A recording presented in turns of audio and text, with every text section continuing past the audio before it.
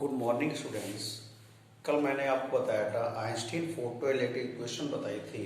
आज हम डिस्कस करेंगे बेटा स्टॉपिंग पोटेंशियल यानी कि निरोधी विभव के बारे में। स्टॉपिंग पोटेंशियल क्या होता है बेटा? जब यानी निरोधी विभव क्या होता है? जब किसी धातु के पृष्ठ पर प्रकाश डाला जाता है और इलेक्ट्रॉनों के उत्सर्जन को रोकने के लिए हमें जितने विभव की आवश्यकता होती है उसे हम निरोधी विभव कहते हैं।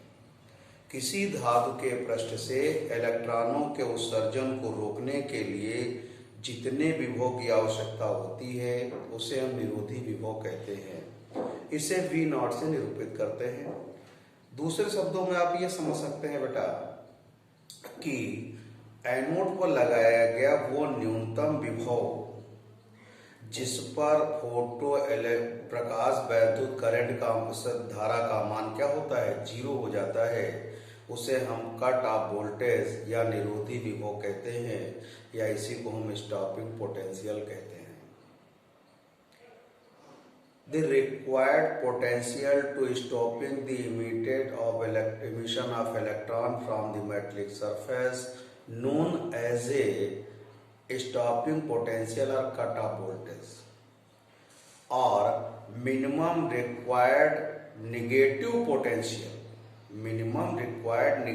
potential of anode at which photoelectric current becomes zero, known as a stopping potential or cut-off voltage, is denoted by V naught बेटा। तो देखिए कैसे करेंगे आप। We know that K E equals to E minus W होता है बेटा। ये होगा क्यू वी, ये होगा बेटा S C upon lambda minus W. बेटा बात इलेक्ट्रॉन का है तो यहाँ पे इलेक्ट्रॉन का चार्ज होगा। स्टॉपिंग पोटेंशियल वी नॉट होगा S C upon lambda minus W. तो वी नॉट इक्वल्स टू आएगा S C upon lambda E minus W upon E आएगा। तो यही है बेटा आपका स्टॉपिंग पोटेंशियल यानी निरोधी विभव का फार्मूला होता है। यही आपका निरोधी विभव है। एक बार फिर समझेंगे मैंने क्या बताया।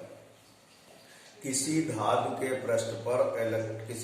के पृष्ठ से इलेक्ट्रॉनों के उत्सर्जन को रोकने के लिए जितने विभव की आवश्यकता होती है उसे हम निरोधी विभव कहते हैं, यानी स्टॉपिंग पोटेंशियल कहते हैं। दूसरे बात शब्दों में ये कह सकते हैं एनोड पर लगाया गया वो न्यूनतम ऋणात्मक विभव जिस पर प्रकाश वैद्युत धारा का मान 0 होता है उसे निरोधी विभव कहते हैं या कट ऑफ वोल्टेज कहते हैं।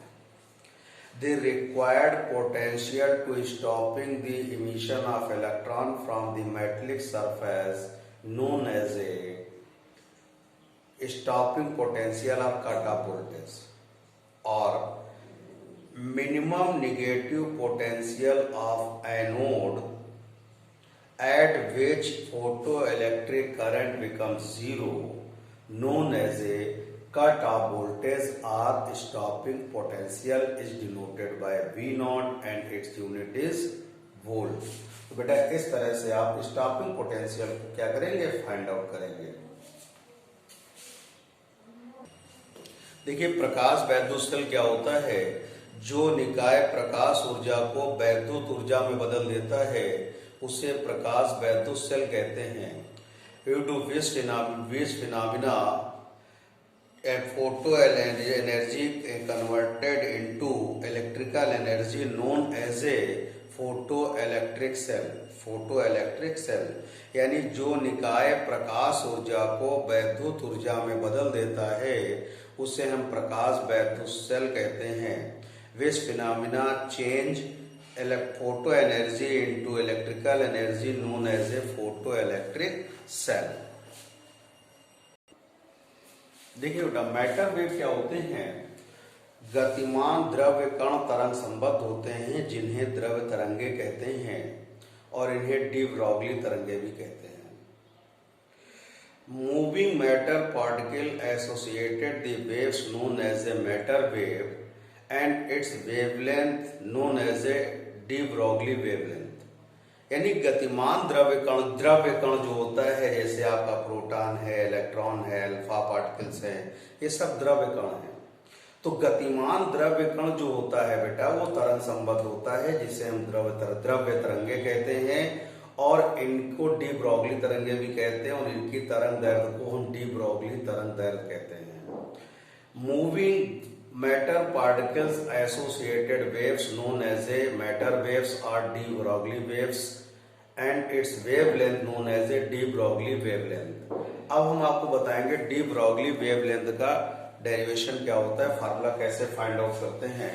देखिएगा, according to Einstein mass energy relation E equals to बेटा होता है mc²। आइंस्टीन के द्रव्यमान ऊर्जा समीकरण के द्वारा E बराबर क्या होता है बेटा, mc²। तो m इक्वल्स टू E/c² होगा। वी नो दैट, आपको मालूम है E बराबर hν होता है, यहाँ साइड में लिख लेंगे, E बराबर क्या होता है, hν होता है। इसके बाद न्यू बराबर होता है बेटा c/λ। c से c कैंसिल हो गया, तो m इक्वल्स टू आ गया h/λc। Equation 1, 2 and 3।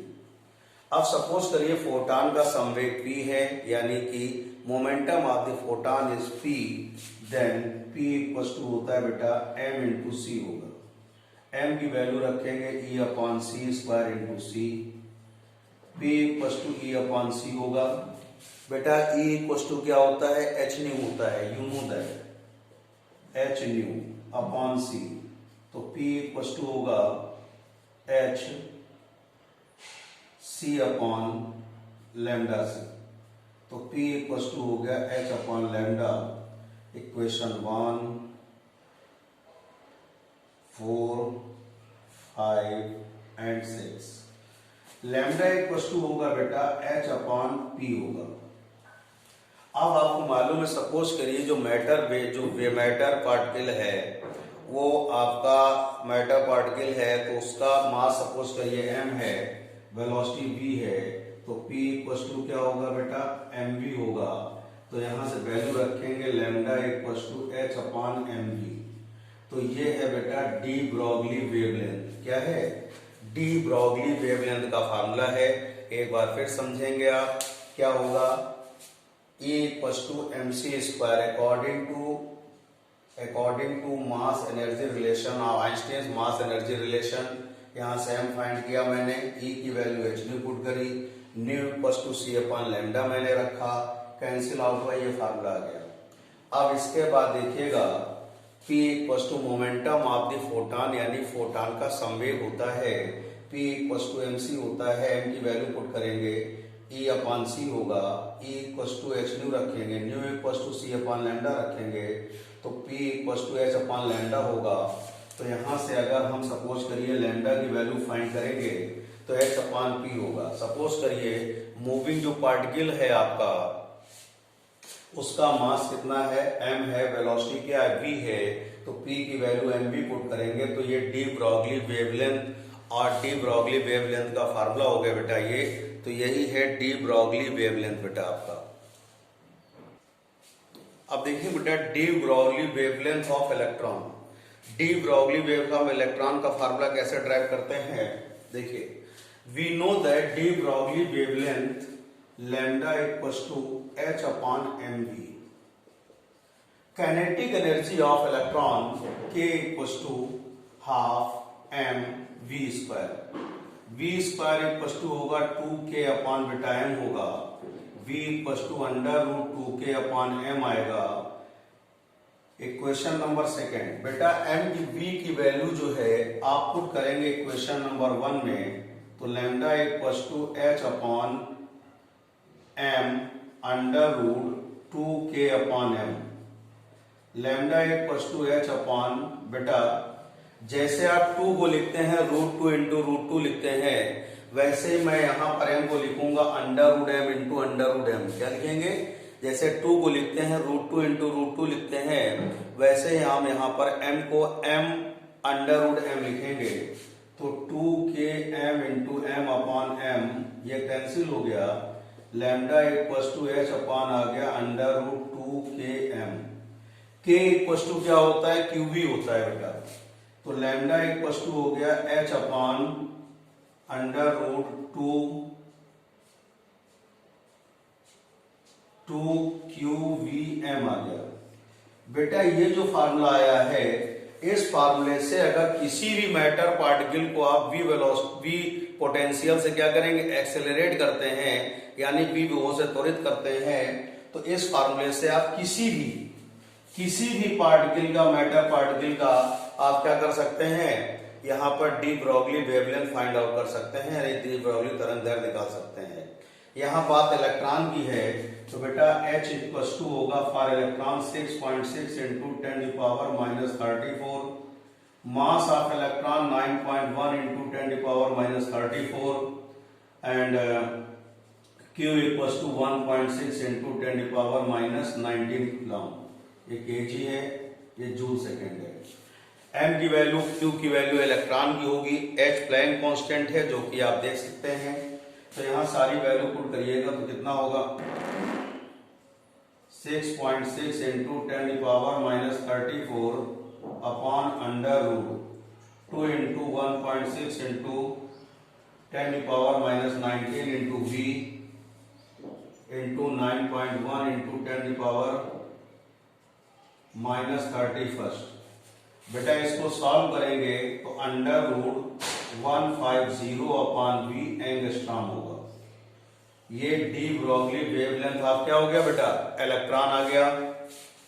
तो लैम्डा इक्वल टू, इसको सॉल्व करेंगे 12.27 upon under root V angstrom. ये आ गया आपके पास de Broglie wavelength of electron हो गया। ये इलेक्ट्रॉन के डी ब्रोगली वेवलेंथ का फार्मूला हो गया आपके पास। बात समझ में आ गई। तो ये था मैटर वेव, और आज मैंने आपको बताया stopping potential and matter wave, D Broglie wavelength of electron. तो ये आपको टॉपिक क्या बेटा कंप्लीट हो गया। अब नेक्स्ट टर्न पे हम आपको कुछ न्यूमेरिकल पॉइंट्स बताएंगे जिनको आप करेंगे, और वर्क जरूर सेंड किया करिए आप लोग डेली का डेली, ठीक है। तो इतनी बात क्लियर हो गई बेटा। तो इसको, ये इलेक्ट्रॉन के डी वेवलेंथ का फार्मूला है, इस फार्मूले से किसी का भी आप फाइंड आउट कर सकते हैं, और ये स्पेशली किसके लिए है, इलेक्ट्रॉन के लिए। D Broglie wavelength of electron का इससे फाइंड आउट करेंगे बेटा।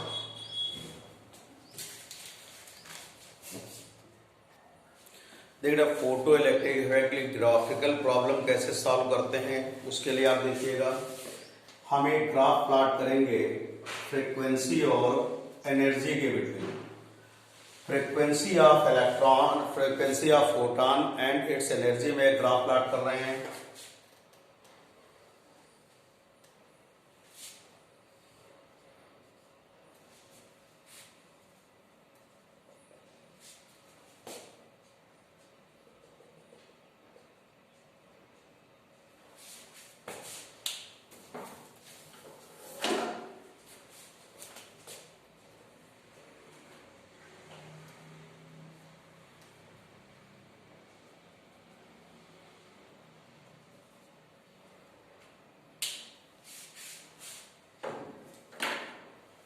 देखिए बेटा,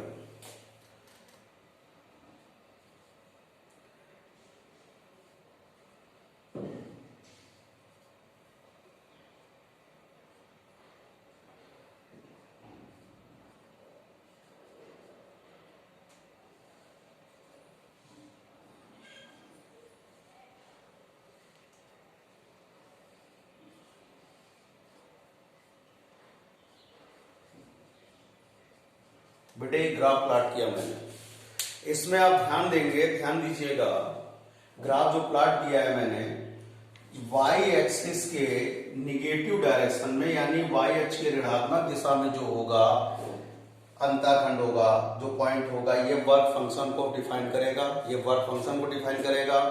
वाई एक्सिस के पॉजिटिव डायरेक्शन में ये काइनेटिक एनर्जी को डिफाइन करेगा, और एक्स एक्सिस के पॉजिटिव डायरेक्शन में जिस पॉइंट तक काइनेटिक एनर्जी 0 है, यानी जिस बिंदु तक गतिज ऊर्जा का मान 0 है, वहां तक की ओरिजिन से लेकर के उस पॉइंट तक की जो डिस्टेंस होगी, ये थ्रेशोल्ड फ्रीक्वेंसी यानी देहली आवृत्ति को क्या करेगी, डिफाइन करेगी। यानी कि OE equals to kinetic energy, OA equals to W, OB equals to nu not, ये ध्यान रखेंगे। और इसका जो स्लोप है BD, ये BD का जो स्लोप है ये आपको प्लैंक कांस्टेंट को डिफाइन करेगा, यानी कि प्लैंक नियतांक को डिफाइन करेगा, ये आपका BD का स्लोप। तो यहां से H इक्वल्स टू आ जाएगा M इक्वल्स टू होता है बेटा स्लोप होता है टेन थीटा इक्वल्स टू होगा परपेंडिकुलर अपॉन क्या होता है, बेस, यानी लंब बटे क्या होता है, आधार। तो यहां से आ जाएगा आपके पास ND अपॉन BN। तो H इक्वल्स टू ये होगा KE upon nu minus nu not. तो यहां से आ जाएगा KE इक्वल्स टू होगा H into nu minus nu not, we can write as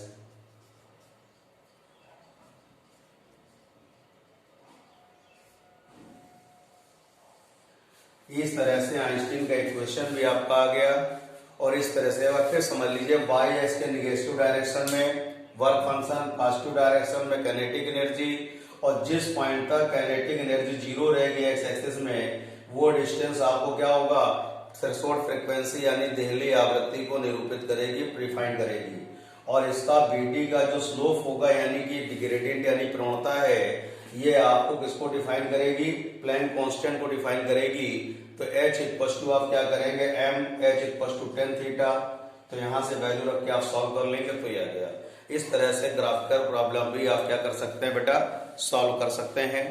तो ध्यान दीजिएगा कि जिस पॉइंट तक काइनेटिक एनर्जी जीरो है वो पॉइंट आपका थ्रेशोल्ड फ्रीक्वेंसी यानी देहली आवृत्ति को डिफाइन करेगा। वाई एक्सिस में नेगेटिव डायरेक्शन में वर्क फंक्शन यानी कार्यफलन, वाई एक्सिस के धन दिशा में यानी कि पॉजिटिव डायरेक्शन में काइनेटिक एनर्जी होगी, और इसका स्लोप जो होगा वो प्लैंक कांस्टेंट को क्या करेगा बेटा, डिफाइन करेगा। थैंक यू बेटा।